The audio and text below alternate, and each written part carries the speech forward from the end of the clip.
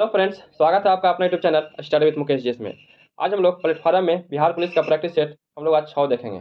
यह practice set volume 2 से चलाया जा रहा है और इसके साथ साथ हम लोग प्रीवियस ईयर का भी प्रश्न को देख रहे हैं और वॉल्यूम 1 का पूरी तरह से वीडियो को समाप्त कर दिया गया है। तो अभी तक उस वीडियो को नहीं देखे हैं तो प्ले लिस्ट से जाकर उस वीडियो को जरूर देखें। और इसका पीडीएफ चाहिए तो इसका टेलीग्राम का लिंक डिस्क्रिप्शन में दे दिया गया है, वहाँ से इसका पीडीएफ प्राप्त कर सकते हैं। आप लोग कम से कम अपने अपने ग्रुप में इसे जरूर शेयर कीजिए। तो वही चलिए पहला प्रश्न को देखते हैं। निम्नलिखित भौतिक मात्राओं में कौन सी एक अदिश राशि है? इनमें से अदिश राशि कौन सा है? तो यंग का माप जो है यह अदिश राशि है। वेग, आवेग और त्वरण ये तीनों जो है सदिश राशि है। इसका उत्तर सी हो जाएगा। आंखों को लेंस की फोकस लंबाई समायोजित करने में मदद करता है। तो समायोजित करने में मदद कौन करता है? तो इसे सिलियरी बॉडी के द्वारा मदद किया जाता है। इसका ऑप्शन डी सही है। तीसरा प्रश्न है कि यदि एक आयरन जिस पर 1000 वाट अंकित है तो प्रतिदिन 3 घंटे चलाया जाता है, तो उसके द्वारा 30 दिन में उपयोग की गई कुल ऊर्जा कितना वाट घंटा होगा? तो कितना हो जाएगा? तो 90 हो जाएगा। इसका ऑप्शन डी सही है। निम्नलिखित में किस सिद्धांत के अनुसार कोई रॉकेट अंतरिक्ष में कार्य करता है? तो कोई रॉकेट अंतरिक्ष में जो कार्य करता है वह किस सिद्धांत के अनुसार कार्य करता है? तो वह संवेग संरक्षण का सिद्धांत के अनुसार कार्य करता है। इसका ऑप्शन ए सही है। 5वां नंबर प्रश्न है कि यदि आप एक गिलास को पानी और बर्फ से पूरी तरह भरते हैं और बर्फ पूरी तरह से गल जाती है तो क्या होगा? तो जब बर्फ पूरी तरह से गल जाएगा तभी जल का स्तर जो है सो उतना ही रहेगा। कितना रहेगा? जो पहले से था। तो इसका ऑप्शन जो है सी सही है। बिग है तो स्मॉल है, तो हाई है तो क्या हो जाएगा? तो हाई है तो लो हो जाएगा। इसका ऑप्शन ए सही है। 7वां नंबर प्रश्न है कि choose the in correctly spelled word. इसका उत्तर क्या सही है? तो इसका ऑप्शन जो है विस्कस हो जाएगा। इसका ऑप्शन डी सही है। अविभाज्य में कौन सा समास है? तो अविभाज्य में कौन सा समास है? तो इसमें बहुब्रीहि समास है। इसका ऑप्शन ए सही है। मैं रोटी खाता हूँ यह वाक्य किस वाच्य से संबंधित है? तो मैं रोटी खाता हूँ यह जो है इसका संबंध कर्तृवाच्य से है। इसका ऑप्शन ए सही है। 10वां नंबर प्रश्न है कि होश शब्द का प्रयोग सदैव होता है। तो होश शब्द का प्रयोग सदैव जो होता है सदैव बहुवचन में होता है। इसका ऑप्शन बी सही है। निम्नलिखित का आईयूपीएसी नाम बताना है। इसका आईयूपीएसी नाम क्या हो जाएगा? इसका आईयूपीएसी नाम 1 हेक्सेन 5 आइन हो जाएगा। इसका ऑप्शन बी सही है। इसमें और है कि एल्केन का सूत्र CnH2n+2 होता है, एल्कीन का सूत्र CnH2n होता है, एल्काइन का सूत्र CnH2n-2 होता है। 12 नंबर प्रश्न है निम्न में कौन सी दवा एक पीड़ाहारी है? इनमें से पीड़ाहारी दवा कौन सा है? तो इसमें पीड़ाहारी दवा जो है नोवल जीन है। कौन सा है? नोवल जीन है। इसका ऑप्शन ए सही है। पेनिसिलिन का निर्माण एलेक्जेंडर फ्लेमिंग के द्वारा किया गया था। अस्टेट्रोमाइसिन का निर्माण वासमैन के द्वारा किया गया था। निम्नलिखित में कौन पॉलिएस्टर बहुलक के रूप में वर्गीकृत किया गया है? तो पॉलिएस्टर बहुलक के रूप में किसे प्रयोग वर्गीकृत किया गया है? तो इसमें टेरिलीन को किया गया है। इसका ऑप्शन ए सही है। अगला प्रश्न है कि निम्नलिखित में कौन सा रासायनिक समीकरण संतुलित है? इनमें से संतुलित कौन सा है? तो 2MgO2 यह जो है संतुलित है। तो क्या हो जाएगा? 2MgO हो जाएगा। इसका ऑप्शन डी सही है। अगला प्रश्न है कि कॉलम 1 को कॉलम 2 के साथ क्या करना है? इसे मिलान करना है। तो क्रोमियम जो है इसका जो संबंध है 4 से हो जाएगा और Fe+2 जो है इसका जो संबंध है 3 से हो जाएगा और निकिल 2+ जो है इसका संबंध 1 से हो जाएगा और कॉपर जो है इसका संबंध 2 से हो जाएगा। इसे आप लोग मैच करवा लीजिएगा। ऐसे इसका उत्तर ए सही है। इसका उत्तर क्या हो जाएगा? इसका आंसर जो है ए सही है। 16 नंबर प्रश्न है कि निम्नलिखित में कौन सा बहुलक नहीं है? इनमें से बहुलक कौन सा नहीं है? तो घी जो है यह बहुलक नहीं है, यह एक प्रकार का वसा है। घी क्या है? वसा है। इसका ऑप्शन जो है ए सही है। कौन सा सुमेलित नहीं है? इनमें से कौन सा सही सुमेलित दिया गया है? इसमें गैलेक्टोज जो है या मोनोसैकेराइड यह जो है बिल्कुल सही दिया गया है। इसका ऑप्शन ए सही है। 18 नंबर प्रश्न है इथेन जिसका आणविक सूत्र C2H6 है यह कौन सा बंध है? तो C2H6 जो है यह 7 सहसंयोजक बंध है। कैसा है? 7 सहसंयोजक बंध है। इसका ऑप्शन बी सही है। 19 नंबर प्रश्न है कि कैल्शियम कार्बाइड में 2 कार्बन परमाणु के बीच कितने प्रकार बंध होते हैं? तो कितने प्रकार के बंध होते हैं? तो इसके बीच में 1 सिग्मा और 2 पाई होते हैं। इसका ऑप्शन बी सही है। प्रकाशग्राही कोशिका सलाख तथा शंकु उपस्थित होती है। तो सलाख तथा शंकु जो उपस्थित होती है यह किस में होता है? तो यह रेटिना में उपस्थित होता है। इसका ऑप्शन सी सही है। अगला प्रश्न है कि निम्नलिखित में किस पौधे से छोटी इलायची प्राप्त की जाती है। तो छोटी इलायची जो है किससे प्राप्त किया जाता है, तो यह एलेटेरिया कार्डामोमम से प्राप्त किया जाता है। इसका ऑप्शन जो है सी हो जाएगा। विटामिन के बारे में कौन सा तथ्य सही नहीं है, इनमें कौन सा सही नहीं दिया गया है। इसका नामकरण फंग के द्वारा किया गया था, यह तो बिल्कुल सही दिया गया है। ये जीवन के लिए महत्वपूर्ण है, ये भी सही है। इसकी कमी से रोग उत्पन्न होता है, ये भी सही है। ये पाचक में सहायक होते हैं, यह गलत दिया गया है। इसका ऑप्शन डी हो जाएगा। विटामिन का खोज फंक ने 1911 ईस्वी में किया था। जल में घुलनशील विटामिन बी और सी है। वसा में घुलनशील विटामिन ए, डी, ई और के है। विटामिन ए का रासायनिक नाम रेटिनॉल है, इसकी कमी से रतौंधी होता है। विटामिन सी का रासायनिक नाम एस्कॉर्बिक एसिड है, इसकी कमी से स्कर्वी रोग होता है। चावल धोने से विटामिन बी1 जो थायमिन है नष्ट हो जाता है। विटामिन बी की कमी से बेरी-बेरी रोग होता है। और विटामिन बी6 का रासायनिक नाम पायरिडॉक्सिन है। अगला प्रश्न है, नीचे लिखे कवकों में कौन सा खाने के लिए उपयुक्त है। इनमें से खाने के लिए कौन सा उपयुक्त है, तो इसमें मोरकेला एस्क्यूलेंटा जो है यह खाने के लिए उपयुक्त है। इसका ऑप्शन सी सही है। कवक का अध्ययन माइकोलॉजी कहलाता है, शैवालों का अध्ययन फाइकोलॉजी कहलाता है। अगला प्रश्न है, संचरणीय रोग का मुख्य कारक क्या है। तो संचरणीय रोग का मुख्य कारक क्या है, तो इसका मुख्य कारक है घरेलू मक्खी। इसका ऑप्शन डी सही है। ऐसे और भी है कि मलेरिया जो है मादा एनोफिलीज मच्छर काटने से होता है। पीत ज्वर जो है यह भी मादा एंडीज मच्छर के काटने से होता है। हैजा रोग जो है यह घरेलू मक्खी काटने से होता है। 25 नंबर प्रश्न है कि डिहाइड्रेशन से प्राय किस पदार्थ की कमी होती है। तो डिहाइड्रेशन से किस पदार्थ की कमी होती है, तो डिहाइड्रेशन से सोडियम क्लोराइड की कमी होती है। इसका उत्तर बी सही है। लाइपेज का स्रावन होता है, तो लाइपेज जो है यह किसका स्रावन होता है, तो लाइपेज यह अमाशय, अग्नाशय और ग्रहणी का स्रावन होता है। इसका ऑप्शन जो है सी सही है। 27 नंबर प्रश्न है कि बढ़ी हुई हृदय दर को क्या कहते हैं। तो बढ़ी हुई हृदय दर को क्या कहते हैं, तो इस दर को टेकीकार्डिया कहते हैं। क्या कहते हैं, टेकीकार्डिया कहते हैं। इसका ऑप्शन बी सही है। रुधिर में समान ग्लूकोज स्तर कितना होता है, तो रुधिर में समान स्तर जो है यह 80-100 होता है। कितना होता है, 80 से 100 होता है। इसका ऑप्शन जो है बी सही है। अगला प्रश्न है कि जठर ग्रंथियों द्वारा स्रावित हाइड्रोक्लोरिक अम्ल एंजाइम की क्रिया को असमान कर देता है। तो किसे असमान कर देता है, तो यह पेप्सिन को असमान कर देता है। इसका ऑप्शन जो है ए सही है। 30 नंबर प्रश्न है कि निम्नलिखित में किस फसल से तेल तथा रेशा दोनों ही प्राप्त होता है। तो तेल तथा रेशा दोनों प्राप्त जो होता है किससे प्राप्त होता है, तो यह अलसी से प्राप्त होता है। इसका ऑप्शन जो है डी सही है। अलसी का सबसे बड़ा उत्पादक देश चीन है और जूट को गोल्डन फाइबर के नाम से जाना जाता है। अगला प्रश्न है, इकोलॉजी शब्द बना है। तो इकोलॉजी शब्द जो बना है यह कैसा बना है, तो यह जो है यूनानी से बना है।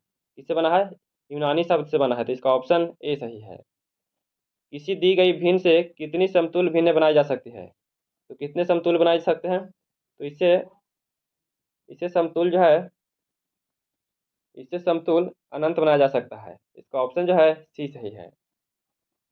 अगला प्रश्न है कि निम्नलिखित में सबसे छोटी भिन्न कौन सा है। तो इसमें सबसे छोटी भिन्न कौन सा है, तो इसमें 3/9 जो है से यह सबसे छोटी भिन्न है। इसका ऑप्शन ए सही है।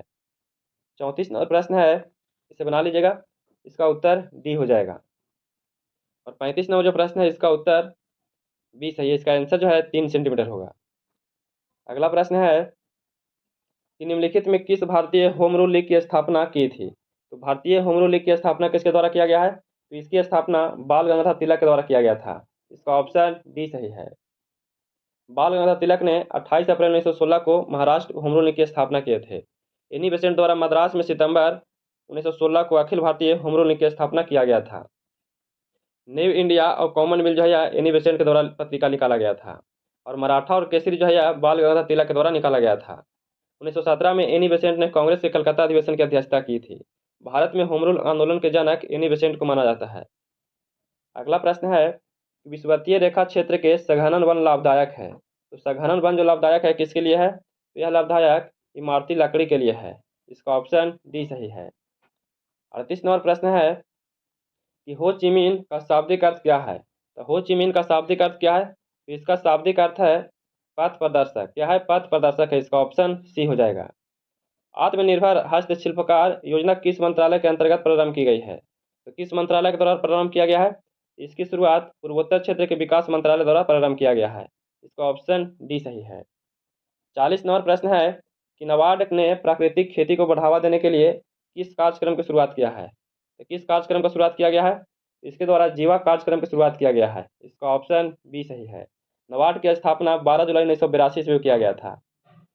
इसमें के का मान निकालना है, समांतर श्रेणी में के का मान निकालना है। तो इसका मान जो है -25 हो जाएगा। इसका ऑप्शन ए सही है। 42 नंबर प्रश्न है कि भारतीय महासागर में सबसे छोटा द्वीप कौन सा देश का है? तो सबसे छोटा द्वीप जो है कौन सा देश का है? तो सबसे छोटा देश जो है यह मालदीव का है। इसका ऑप्शन डी सही है। अगला प्रश्न है कि land of the golden pagoda किसे कहते हैं? तो land of the golden pagoda जो है किसे कहा जाता है? तो यह म्यांमार को कहते हैं। इसका ऑप्शन ए सही है। कीवी का देश न्यूजीलैंड को कहते हैं। ड्रैगन का देश चीन को कहते हैं। कंगारू का देश ऑस्ट्रेलिया को कहते हैं। प्यासी भूमि का देश ऑस्ट्रेलिया को कहा जाता है। Play ground of Europe Belgium को कहते हैं। काला महादेश अफ्रीका को कहते हैं। भारत का बोस्टन अहमदाबाद को कहा जाता है।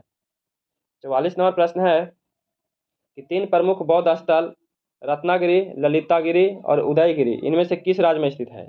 इनमें से किस राज्य में स्थित है? इनमें से उड़ीसा में स्थित है। इसका ऑप्शन जो है डी सही है। बिहार के प्रसिद्ध बौद्ध स्थल बोधगया में है। बौद्ध धर्म के प्रवर्तक महात्मा बुद्ध थे। बुद्ध के बचपन का नाम सिद्धार्थ था। अगला प्रश्न है कि गोल्डन गर्ल पुस्तक के लेखक कौन है? तो गोल्डन गर्ल पुस्तक के लेखक कौन है? तो इसका पुस्तक के लेखक पीटी उषा हैं। इसका ऑप्शन बी सही है। पीटी उषा को ही उड़न परी भी कहा जाता है। सुनील गावस्कर को लिटिल मास्टर के नाम से जाना जाता है। सचिन तेंदुलकर को मास्टर ब्लास्टर कहा जाता है। और राहुल द्रविड़ को द बॉल मिस्टर डिपेंडेबल कहते हैं। और द टर्मिनेट हरभजन सिंह को कहते हैं। 46 नंबर प्रश्न है कि माराडोना एक प्रसिद्ध खिलाड़ी किस खेल के साथ जुड़ा हुआ है? तो माराडोना का जो संबंध है किस खेल से है? तो इनका संबंध फुटबॉल खेल से है। इसका ऑप्शन सी सही है। फुटबॉल ब्राजील का राष्ट्रीय खेल है।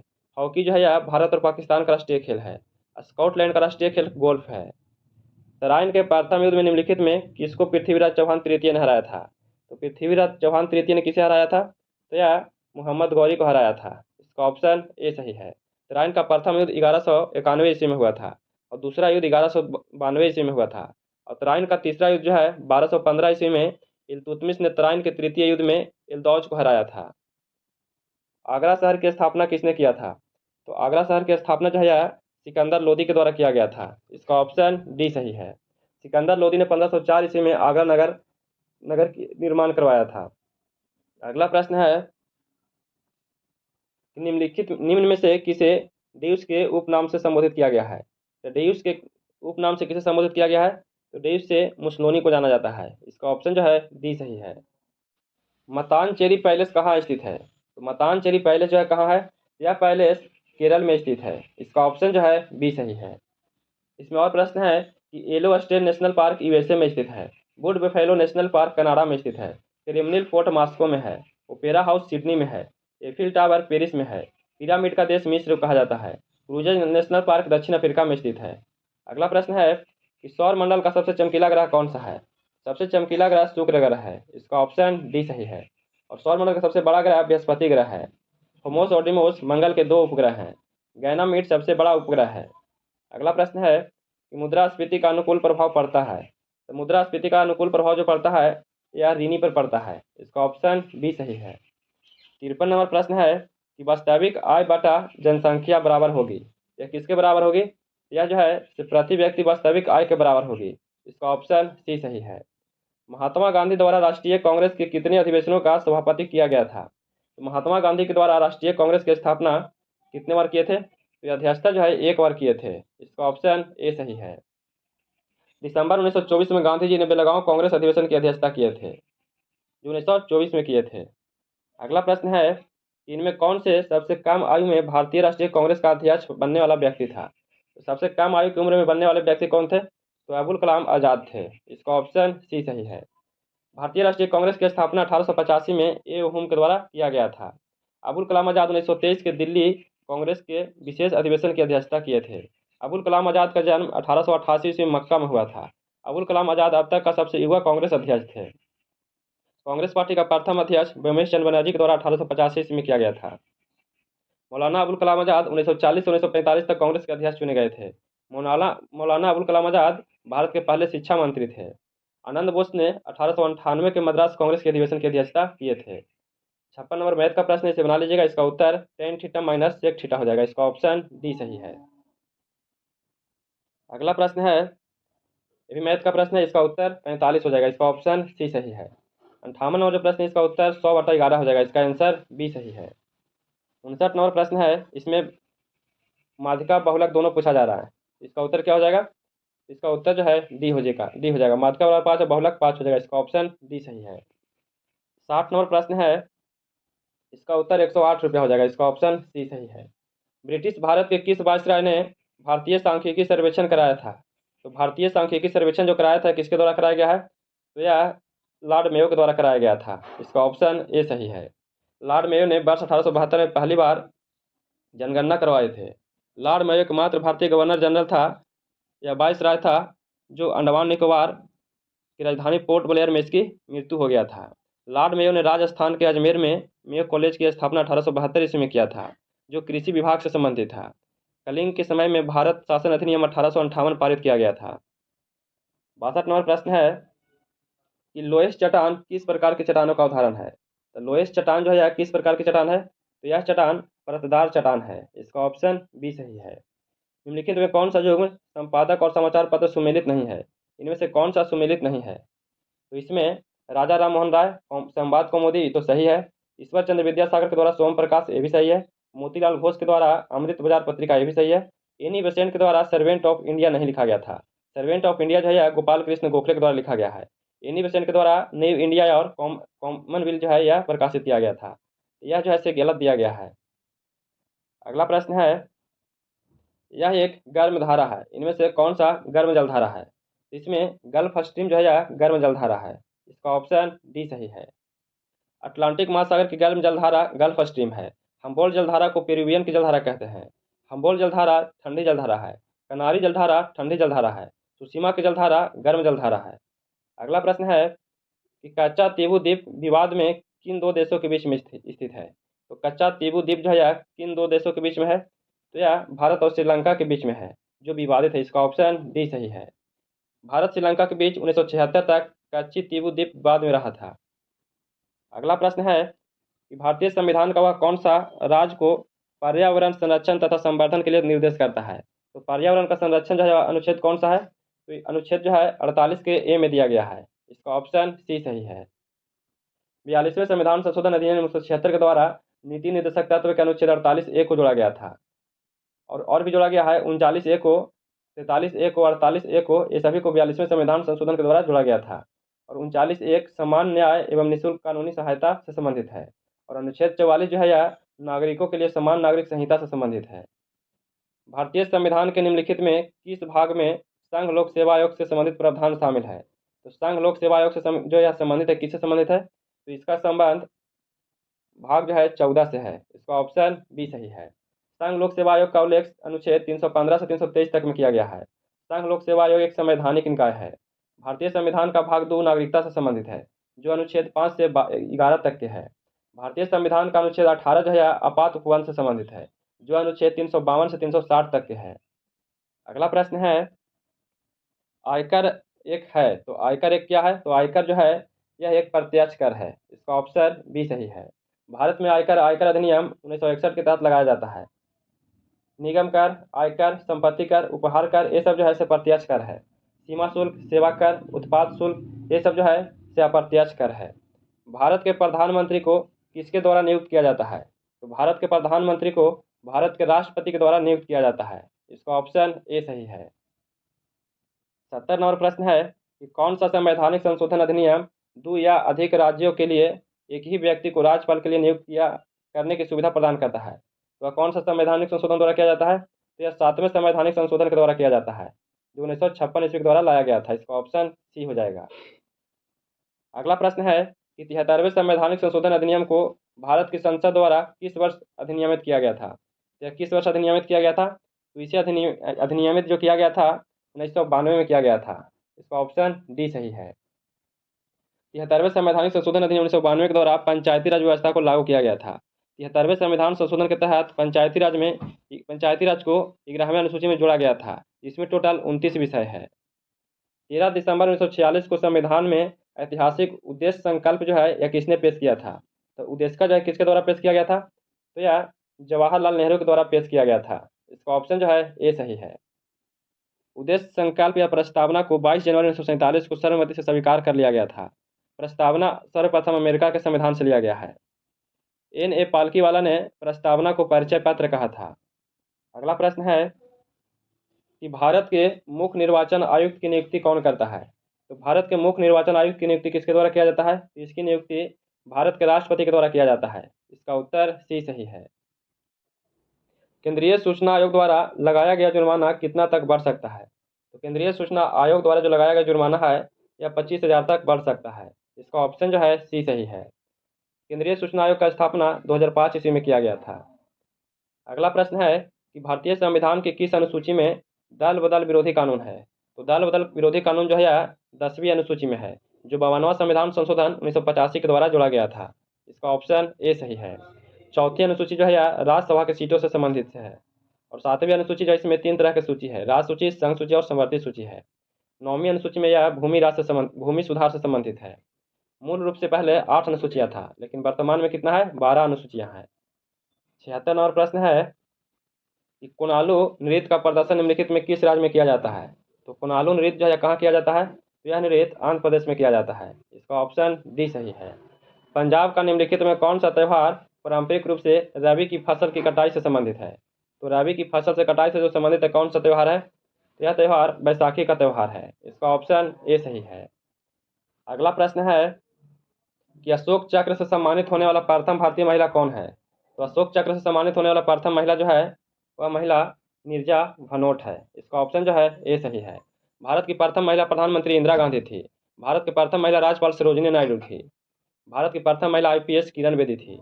अगला प्रश्न है कि भारत की जनगणना 2011 के अनुसार बिहार परसेंटेज की साक्षरता दर के साथ कितना कम साक्षर है? तो सबसे कम साक्षर जो है कितना परसेंट है? तो सबसे कम 61.82% है। इसका ऑप्शन डी सही है। 2011 की जनगणना के अनुसार 93.91% साक्षर दर के साथ केरल जो है से प्रथम राज्य है। 2011 की जनगणना के अनुसार बिहार में पुरुष साक्षरता दर 71.2% है। अगला प्रश्न है कि GDP अपस्फीति कारक को मूल स्फीति कारक भी कहा जाता है, तो उसे क्या कहते हैं? तो इसे अंतर्निहित कहते हैं। इसका ऑप्शन जो है ए सही है। अगला प्रश्न है कि GDP का प्रमुख उपयोग क्या है? तो GDP का प्रमुख उपयोग क्या है? तो इसका उपयोग है इसका किसी देश की अर्थव्यवस्था की स्थिति का आकलन करना है। इसका ऑप्शन बी सही है। 82 नंबर प्रश्न है कि टाइम मैगजीन ने वर्ष 2023 में जारी दुनिया के 100 सबसे प्रभावशाली लोगों की सूची में किन भारतीयों को शामिल किया गया है? इसमें किसे शामिल किया गया है? इसमें शामिल किया गया है SS राजमौली और शाहरुख खान को किया गया है। इसका ऑप्शन जो है डी सही है। अगला प्रश्न है कि देश का नया कानून एवं न्याय मंत्री 2023 में किसे नियुक्त किया गया है? तो किसे किया गया है? तो 2022 में किरण रिजिजू थे, लेकिन वर्तमान में अर्जुन राम मेघवाल हैं। कौन है? अर्जुन राम मेघवाल है। इसका ऑप्शन जो है ए सही है। किरण रिजिजू को अभी वर्तमान में पृथ्वी विज्ञान मंत्रालय सौंपा गया है। अगला प्रश्न है कि वनडे अंतर्राष्ट्रीय क्रिकेट में 15 शतक पूरा करने वाले तीसरे सबसे तेज क्रिकेटर कौन है? तो तीसरे सबसे तेज क्रिकेटर जो हैं कौन है? तो शाई होप हैं। इसका ऑप्शन बी सही है। ऑस्कर विजेता फिल्म निर्देशक विलियम फ्रीडन का अगस्त 2023 में निधन हो गया। वह किस देश के थे? तो वह किस देश के थे? तो वह जो थे वह अमेरिका के थे। इसका ऑप्शन सी सही है। नेक्स्ट प्रश्न है कि किस देश ने मीडिया पर समलैंगिकता शब्द के इस्तेमाल पर प्रतिबंध लगाया है? तो समलैंगिकता शब्द पर जो इस्तेमाल पर प्रतिबंध लगाया है कौन सा देश के द्वारा लगाया गया है? यह प्रतिबंध इराक के द्वारा लगाया गया है। इसका ऑप्शन ए सही है। यहाँ से इंग्लिश का प्रश्न दिया गया है कि चूज द करेक्ट ट्रांसलेशन। बताना है कि मैं खाता ही तो हूँ। इसका उत्तर क्या हो जाएगा? इसका उत्तर जो है इसका आंसर आई डू ईट हो जाएगा। इसका आंसर ए सही है। 88 नंबर प्रश्न है कि choose the correct synonym of the word the renounce. इसका उत्तर क्या सही है? इसका उत्तर गिव अप हो जाएगा। इसका ऑप्शन बी सही है। Choose the correct sentence. इसका आंसर क्या सही है? तो आई मेड ए मिस्टेक हो जाएगा। इसका ऑप्शन डी सही है। अगला प्रश्न है कि चूज सुटेबल टेंस। इसमें दिया है कि I for a walk daily. तो इसका उत्तर क्या सही है? इसका उत्तर जो है गो हो जाएगा। इसका ऑप्शन सी सही है। Choose the noun form of the word clever. तो 91 नंबर जो प्रश्न है इसका ऑप्शन क्लेवरेंस हो जाएगा। इसका ऑप्शन जो है सी सही है। इसे अच्छा से देख लीजिएगा वीडियो रोक कर। अगला प्रश्न है कि किसी पिंड के विराम अवस्था या गति की अवस्था में परिवर्तन विरोध करने की प्रवृत्ति क्या कहलाती है? तो इसे क्या कहते हैं? तो इसे जड़त्व कहा जाता है। इसका ऑप्शन जो है बी सही है। निम्नलिखित में कौन सी ऊर्जा सदैव धनात्मक होती है? तो ऊर्जा सदैव धनात्मक जो होती है कौन सी होती है? तो धनात्मक गतिज ऊर्जा होती है। इसका ऑप्शन जो है सी सही है। 94 नंबर प्रश्न है कि निम्नलिखित में कौन सी प्रतिरोधकता की इकाई है? तो प्रतिरोधकता की इकाई में कौन सा है? तो प्रतिरोधकता की इकाई ओम मीटर है। और प्रतिरोध का क्या हो जाएगा? प्रतिरोध का सिर्फ ओम हो जाएगा। प्रतिरोधकता क्या होगा? ओम मीटर हो जाएगा। इसका ऑप्शन ए सही है। विभवांतर की माप किस यंत्र द्वारा की जाती है? तो विभवांतर की माप जो है विभवांतर किसके द्वारा मापा जाता है? तो यह वोल्ट मीटर के द्वारा मापा जाता है। इसका ऑप्शन डी सही है। एनीमोमीटर वायु की गति की माप की जाती है। अमीटर के द्वारा विद्युत धारा मापा जाता है। अगला प्रश्न है कि सबसे छोटा कार्बन अवन पाया जाता है। तो सबसे छोटा कार्बन अवन जो पाया जाता है एसिटिलीन में पाया जाता है। इसका ऑप्शन डी सही है। 97 नंबर प्रश्न है कि इज्जत शब्द कौन लिंग है? तो इज्जत शब्द जो है कौन सा लिंग है? तो यह स्त्रीलिंग है। इसका ऑप्शन ए सही है। पेड़ से पत्ते गिरते हैं, इसमें किस प्रकार का कारक है? तो पेड़ से पत्ते गिरते हैं या अपादान कारक है। इसका ऑप्शन सी सही है। कुल का अर्थ है, तो कुल का अर्थ क्या हो जाएगा? तो कुल का अर्थ किनारा हो जाएगा। इसका ऑप्शन ए सही है। और आज का अंतिम प्रश्न है कि विस्मृत का अर्थ क्या है? तो विस्मृत का अर्थ क्या होता है? तो इसका अर्थ भूला हुआ होता है। इसका ऑप्शन जो है ए सही है। तो कैसा लगा वीडियो? अगर वीडियो पसंद आया हो तो please like share and subscribe कीजिएगा। दोस्तों के पास शेयर जरूर कीजिएगा। आप लोग के लिए इतना PDF भी दिया जाता है तो आप लोग जरूर शेयर कीजिए। और फिर मिलते हैं नए वीडियो के साथ। जय हिंद।